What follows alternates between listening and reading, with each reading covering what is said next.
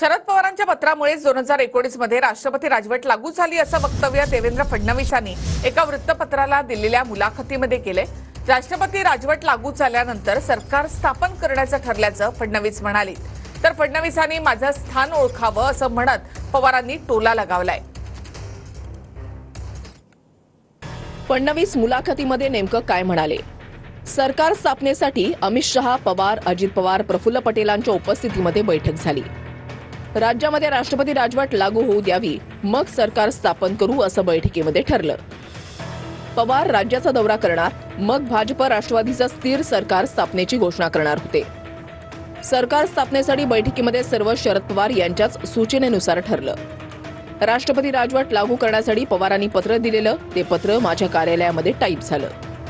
पत्रावर स्वाक्षरी करण्याआधी शरद पवारांनी त्यात काही बदल सुचवले। प्रत्यक्षात शरद पवारांच्या पत्रामुळेच राष्ट्रपती राजवट लागू झाली। फडणवीसांनी एका ठिकाणी इंटरव्ह्यू दिला, त्यात ते म्हटलं की महाराष्ट्रात जी राष्ट्रपती राजवट लागली ती शरद पवारांमुळे लागली होती।